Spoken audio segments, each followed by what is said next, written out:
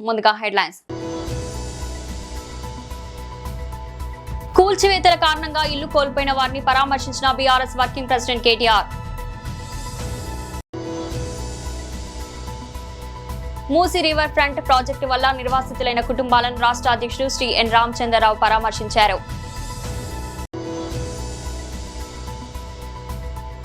MLA మరియు party రాష్ట్ర అధికార ప్రతినిధి Shri Tatiparthi Chandrasekhar press meet.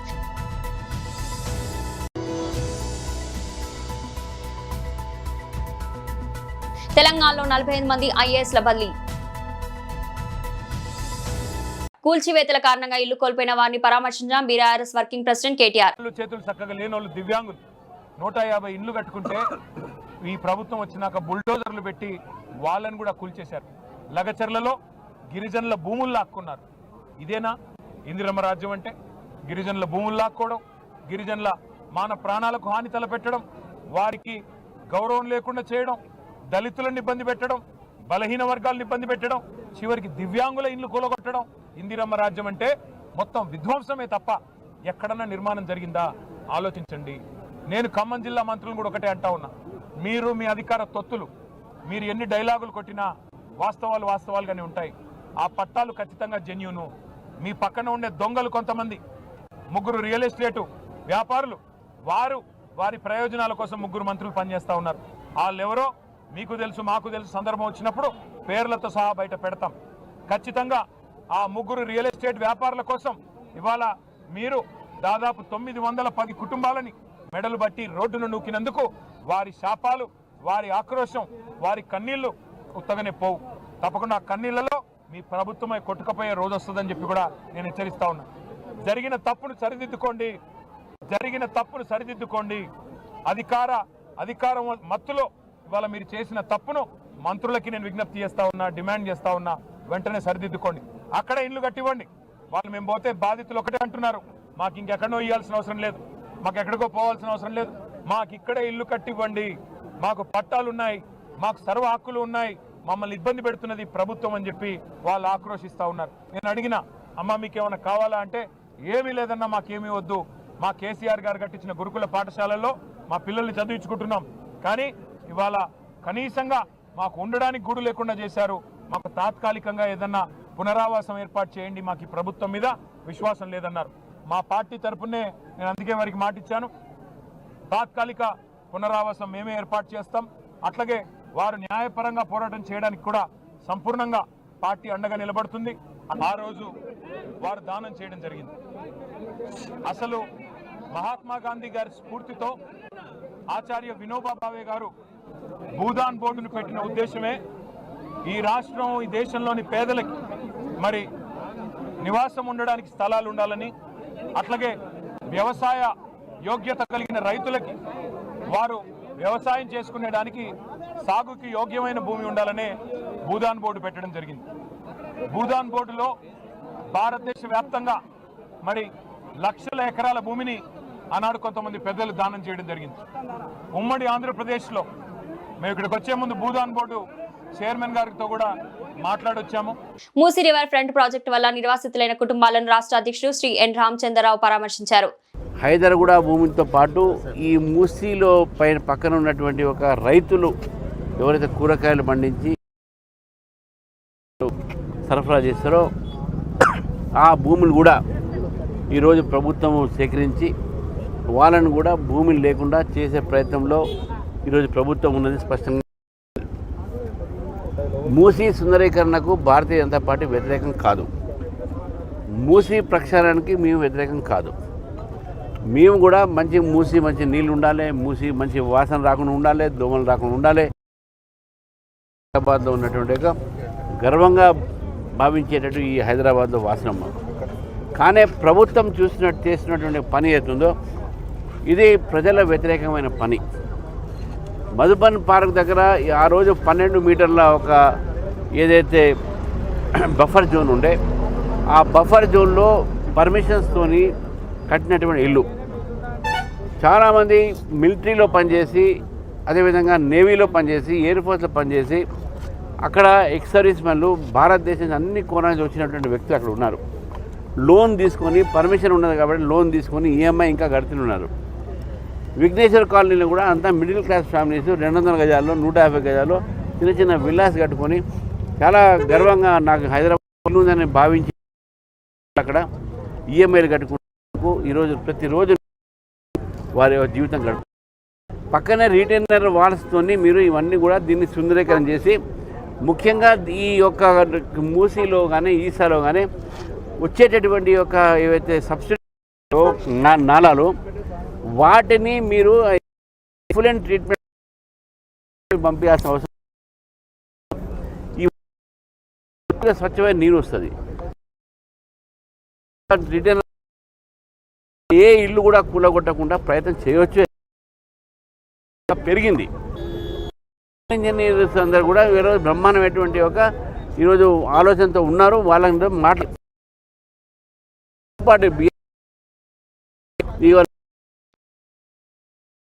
కూడతాము flat ఇలా నిర్వాసనలు చేస్తాము మీరు కాంపన్సేషన్ ఇవ్వలేరు ఎందుకంటే కాంపన్సేషన్ ప్రభుత్వం భూములు లేవు మీరు అమ్ముకుంటున్నారు 150 కోట్లకు ఎకరం వీళ్ళకి ఏమి ఇస్తారు కాంపన్సేషన్ ఎమ్మెల్యే మరియు పార్టీ అధికార ప్రతినిధి శ్రీ తాటిపర్తి చంద్రశేఖర్ ప్రెస్ మీట్ గుండుకి మోకాలికి సంబంధం లేనటువంటి మాటలు లిఫ్ట్ ఇరిగేషన్ మీద సూటిగా అడిగినటువంటి ప్రశ్నలు అయా మీరు రేవంత్ రెడ్డితో లాలూచి పడ్డారా చంద్రబాబు గారు పక్క రాష్ట్రంతో మీకున్నటువంటి కేసులు కొట్టేయించుకోవటం కోసం మీరు ఈ రాయలసీమ ఎత్తిపోతల పథకాన్ని ఎత్తేసారా ఉరిబిగించేశారా ఈ స్కీమ్కి జీవితకాలం రాయలసీమ ప్రజల యొక్క భవిష్యత్తుని ఎరగా వేసి కరువుగా ఆ ప్రాంతాన్ని మార్చి మీ కేసులు కొట్టించేసుకోవడం కోసం బ్రీఫ్డ్ మీ బ్రదర్ తోటి బ్రీఫ్గా ఒప్పందాలు ఏమన్నా చీకట్లో చేసుకున్నారా అని అడిగాం సమాధానం చెప్పాలి కదా ఎందుకు ఎత్తిపోతల పథకాన్ని పక్కన పెట్టారో ఆపివేశారో చెప్పాలి కదా పక్క రాష్ట్ర ముఖ్యమంత్రి ప్రెస్ మీట్లో చెప్పింది అసెంబ్లీలో చెప్పింది కాదు అని ఖండించాలి కదా లేదు అని చెప్పాలి కదా మీ వైఖరి ఏంటో వివరించాలి కదా శాసన మండలిలో చర్చించాలి కదా సభలో క్లారిటీ ఇవ్వాలి కదా మేము ఈ ప్రశ్నలు అడుగుతూ ఉంటే గాలి వీచును మబ్బులు ఆకాశంలో కనపడుతున్నాయి లేదా పిట్టలు రెట్టలు వేశాయి ఈ ఆన్సర్లా మీరు చెప్పేది విలువైనటువంటి సభా సమయాలను వృధా చేస్తూ పనికి మాలినటువంటి ప్రసంగాలతో కాలయాపన చేస్తూ రాష్ట్ర ప్రజల్ని పక్కదోవ పట్టించటానికి మైకుల్ని కట్ చేస్తూ మీరు మాట్లాడితే ఏమో మైకుల్లో మ్యాజిక్లు జరిగిపోతున్నాయి మేం మాట్లాడితే ఏమో ఆగిపోతున్నాయి గంటల కొద్దీ సభల్లో మైకులు ఆగిపోవడానికి కారణం కూడా మా మాటలు మా గొంతులు నొక్కేయడమే అనేది రాష్ట్ర ప్రజలందరూ కూడా అర్థం చేసుకుంటున్నారు ఏ ప్రయోజనాల కోసం మీరు చర్చించారు ఏ స్వార్థ ప్రయోజనాల కోసం మీరు లాలూచి పడ్డారు ఈ రాష్ట్ర భవిష్యత్తుని తాకట్టు పెట్టారు రేవంత్ రెడ్డి గారి దగ్గర అది కదా అడుగుతుంది వీళ్ళు చేసేటటువంటి కార్యక్రమాలకి చెప్పేటటువంటి శ్రీరంగ నీతులకి సంబంధాలే ఉండవు పగలేమో బీజేపీ తోటి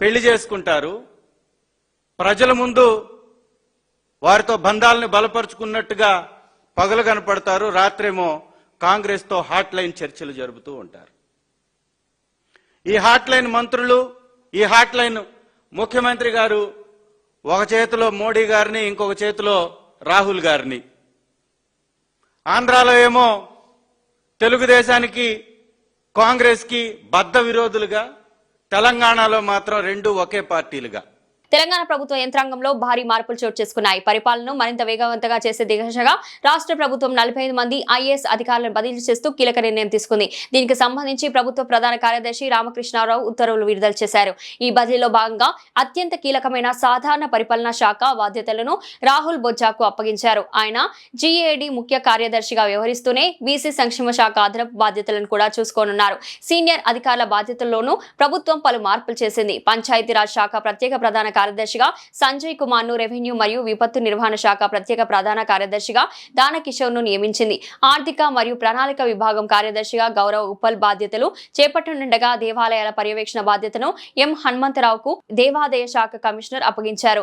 ప్రజల సమస్యల పరిష్కార వేదిక ప్రజావాణి రాష్ట్ర నోడల్ అధికారిగా డాక్టర్ దివ్యన్ నియమించడం గమనార్హం. కేవలం సచివాలయ స్థాయిలోనే కాకుండా జిల్లాల పాలనలో ప్రభుత్వం ప్రక్షాళన చేపట్టింది. పలు జిల్లాల కలెక్టర్ను మారుస్తూ తీసుకున్న నిర్ణయంలో భాగంగా యాదాద్రి భువనగిరి జిల్లా కొత్త కలెక్టర్ గా అనురాగ్ జయంతి నియమితులయ్యారు. ఈ భారీ బదిలీల ద్వారా పాలనలో కొత్త ఉత్తేజం తీసుకురావాలని ప్రభుత్వం భావిస్తుంది. తారా ఆర్ట్స్ అకాడమీ ఆధ్వర్యంలో మార్చి 28, 29 తేదీలో గోదావరిఖనిలో 2 రోజుల పాటు జాతీయ స్థాయి నృత్య పోటీలు, ఉగాది పురస్కారాలు, నల్లవజ్రం అవార్డ్స్ ఫంక్షన్ ఘనంగా నిర్వహించనున్నట్లు అకాడమీ వ్యవస్థాపక అధ్యక్షులు సంఖ్య రాజేష్, ఇఫ్టా జాతీయ సమితి నాయకులు కె స్వామి తెలిపారు. గోదావరిఖని ప్రెస్ క్లబ్ లో ఏర్పాటు చేసిన మీడియా సమావేశంలో వారు మాట్లాడారు. ఈ మీడియా సమావేశంలో కలోత్సవాల నిర్వహణ కమిటీ సభ్యులు దామెర శంకర్, మ్యాజిక్ రాజా, దయా నర్సింగ్, కనకం, రమణయ్య, పి చంద్రపాల్ తదితరులు పాల్గొన్నారు.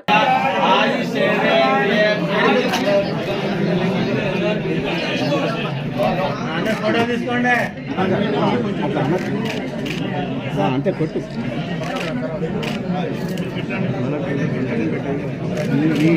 అంతే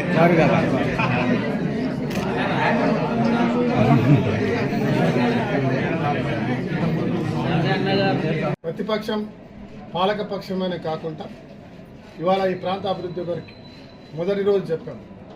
అందరితో కలిసి ఈ ప్రాంతాన్ని అభివృద్ధి చేసే దిశగా మా కార్పొరేటర్స్, మేయర్ గారు, డిప్యూటీ మేయర్, ఒక దళిత నాయకుడిగా మహంకాళ స్వామి అయితే, ఒక బీసీ సామాజిక వర్గానికి సంబంధించిన సీనియర్ మరో నాయకులు పాతిపల్లి ఎల్ఏ గారిని డిప్యూటీ మేయర్గా, మరి అదే మాదిరిగా ఇంకా అనేకమైన కమిటీలు, డెవలప్మెంట్ కమిటీలు ఉంటాయి. వారిలో కూడా అన్ని రంగాల ఇతర పార్టీల వారికి కూడా దాంట్లో స్థానం కల్పిస్తూ అభివృద్ధి దిశగా అద్భుతమైన ఆలోచనతోటి ముందుకు పోయేటువంటి ప్రణాళికతో, ఒక సంకల్పంతో ముందుకు పోతాము. మరి మీరందరూ కూడా మీడియా మిత్రులు, అధికారులు, అదే మాదిరిగా రామగుండం ప్రజలు ఇప్పటివరకు బ్రహ్మాండంగా ఆశీర్వదిస్తూ వస్తూ ఉన్నారు. అద్భుతమైనటువంటి ఫలితాలను ఇచ్చినారు, అద్భుతమైన ప్రోత్సాహాన్ని ఇచ్చినారు. అనేక నిందలు, సత్యదూరమైన మాటలు, రోజువారీగా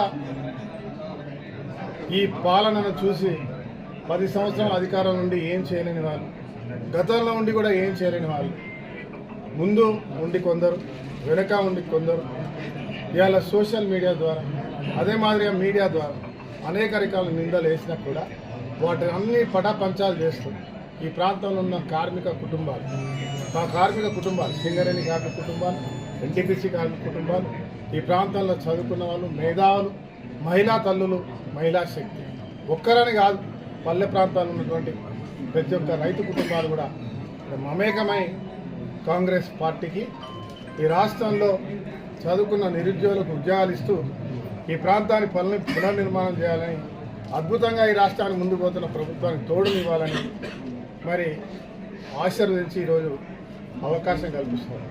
అసెంబ్లీలో, పార్లమెంట్లో, ఎమ్మెల్సీలో, మళ్ళీ ఈరోజు పంచాయతీ, తర్వాత మున్సిపల్. ఇదే మాదిరిగా మీ ఆశీర్వాదం నిరంతరం ఉండాలి.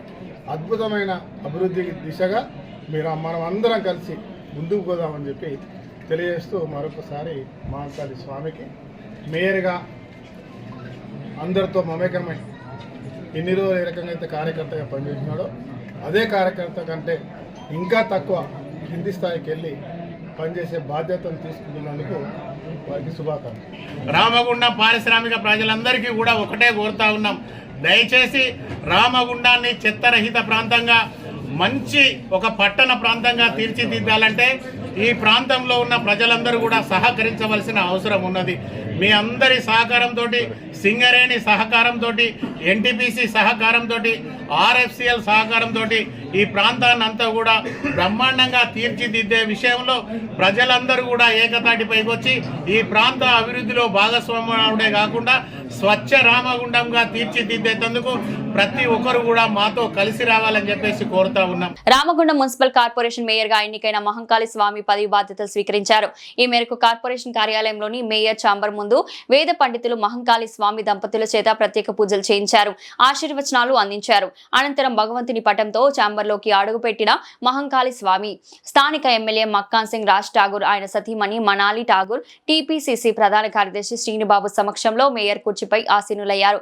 ఇన్ఛార్జ్ కమిషనర్ గా ఉన్న స్థానిక సంస్థల అదనపు కలెక్టర్ అరుణశ్రీ మేయర్ కు పారిశుద్ధ్య విభాగాన్ని సంబంధించిన ఫైల్ అందించగా రామగుండంను చెత్తరహిత ప్రాంతంగా తీర్చిదిద్దేందుకు రూపొందించిన ప్రణాళికలపై మహంకాళి స్వామి తొలి సంతకం చేశారు.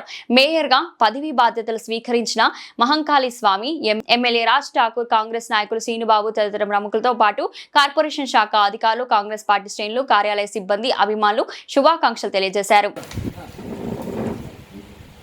సంఖ్య రాజేష్, తారా ఆర్ట్స్ అకాడమీ,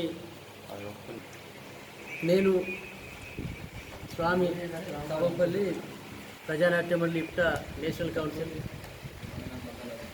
అట్లాగే దయా నర్సింగ్ సారథి కళాకారుడు, దానికి పెద్దపల్లి జిల్లా కన్వీనర్, అట్లాగే దామర శంకరన్న చాలా సీనియర్ నటులు, దర్శకులు, మ్యాజిక్ రాజా మీకు తెలిసిందే మీ సభ్యుడు, అట్లాగే మ్యూజిషియన్, మంచి ఆర్టిస్టు, లాఫింగ్ క్లబ్, ఎన్నైనా చెప్పుకోవచ్చు రాజా గురించి. అట్లాగే కనక బ్రాహ్మణయ్య కళా సంఘాల సమాఖ్య అధ్యక్షుడు, ప్రధాన కార్యదర్శి అధ్యక్షులు, తర్వాత చాలా మంది అట్లాగే మంచి కళాకారులు. దీనికి సంబంధించి శంకర్ రాజేష్ ఈ ప్రెస్ క్లబ్ ప్రెస్ మీట్ యొక్క ఉద్దేశాన్ని వివరిస్తారు. ఇక్కడ అక్షర ఉజ్వల అక్షరాస్యత ఉద్యమంలో కూడా గాయకునిగా, నృత్యకారునిగా పనిచేశాడు. హైదరాబాద్ కేంద్రంగా తారా ఆర్ట్స్ అకాడమీని స్థాపించడం అనేది అభినందనీయమైన విషయం. హైదరాబాద్ కేంద్రంగా పనిచేస్తూ అంతర్రాష్ట్రంగా అట్లాగే అంతర్జాతీయంగా అనేక కార్యక్రమాలు అమెరికాలో, మలేషియాలో, అనేక చోట్ల, అనేక రాష్ట్రాల్లో కార్యక్రమం నిర్వహించడం అనేది చాలా గొప్ప విషయం. అయితే మలేషియాలోనే కాదు, అవసరమైతే మనం మందమరిలో కూడా కార్యక్రమం జరపాలి, గోవాలో కాదు మన గోదావరికల్లో జరపాలి, అమెరికాలోనే కాదు మన హైదరాబాద్లో జరపాలి. ఇక్కడి మట్టి బిడ్డగా, ఇక్కడి బొగ్గుగని కార్మికుని కొడుకుగా గోదావరికల్లో కూడా కార్యక్రమంలో జరపాలనుకున్నప్పుడు మాజీ ప్రధాని పివి నరసింహారావు గారి శతజయంతి ఉత్సవాలు 2021లో చాలా ఘనంగా నిర్వహించడం జరిగింది.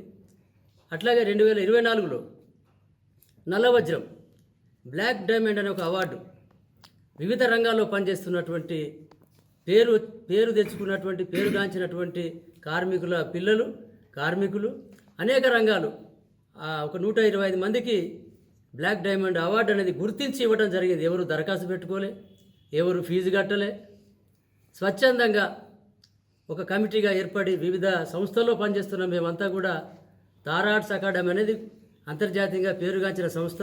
శంకర్ రాజేష్ మనవాడు, మన బిడ్డ, మన సోదరుడు అని చెప్పి మేమంతా కూడా ఒక కమిటీగా ఏర్పడి 2024 చాలా గొప్పగా కార్యక్రమం జరిగింది. అట్లాగే ఇది ప్రతి సంవత్సరం జరపాలని కూడా ఒక ఆకాంక్ష ఉండే.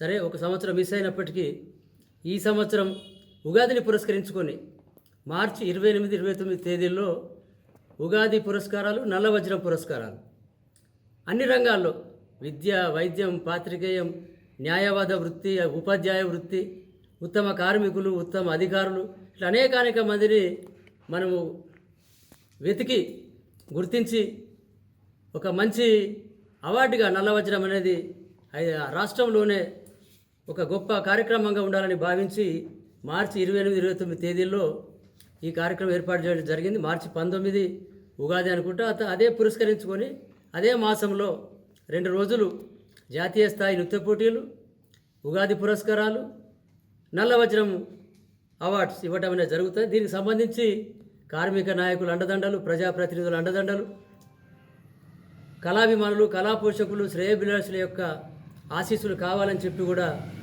ఒక కమిటీగా ఏర్పడి కోరటం జరుగుతున్నది. దీనికి మన మంత్రివర్యులు, శాసనసభ్యులు అనేక మందిని కూడా ఆహ్వానించి ముఖ్య అతిథులుగా అట్లాగే సినీ బుల్లితెర వెండితెరలో ఉన్నటువంటి కొంతమంది ప్రముఖులను కూడా ఈ కార్యక్రమానికి ఆహ్వానించాలని చెప్పి తలపెట్టడం జరిగింది. ఏదేమైనా ఈ కార్యక్రమం యొక్క ప్రచారం మీ ద్వారా బాగా జరగాలని చెప్పి ఆ ఉత్సవాలు విజయవంతం కావడానికి పాత్రికేయులుగా మీరు మంచి ప్రచారాన్ని కల్పించి తోడ్పడాలని చెప్పి ఈ సందర్భంగా మిమ్మల్ని అందరినీ కోరటం జరుగుతుంది. మెదక్ జిల్లాకు నూతన కలెక్టర్గా బాధ్యతలు స్వీకరించిన ప్రతిమా సింగ్ ప్రభుత్వ సంక్షేమ పథకాలు ప్రజలకు చేరేలా కృషి చేస్తానని తెలిపారు. కలెక్టరేట్కు చేరుకున్న ఆమెకు జిల్లా అదనపు కలెక్టర్ నగేష్, జిల్లా ఆదాయ అధికారి భుజంగరావు, మెదక్ రెవెన్యూ విభాగ అధికారి రమాదేవి పూల మొక్క అందించి స్వాగతం పలికారు.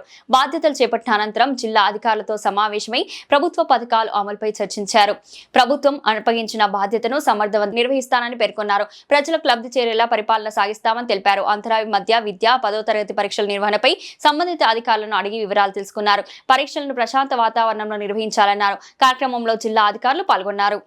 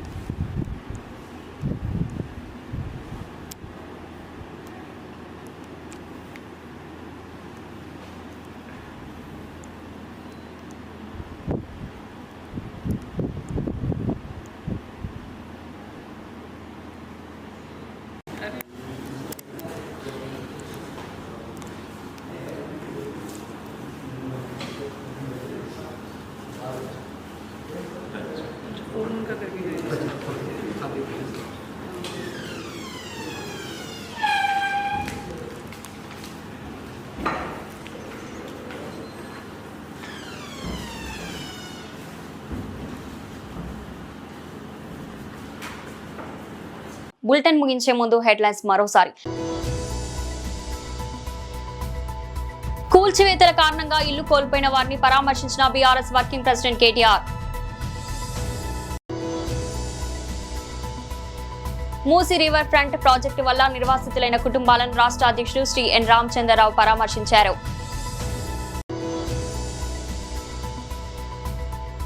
ఎమ్మెల్యే మరియు పార్టీ రాష్ట్ర అధికార ప్రతినిధి శ్రీ తాటిపర్తి చంద్రశేఖర్ ప్రెస్ మీట్.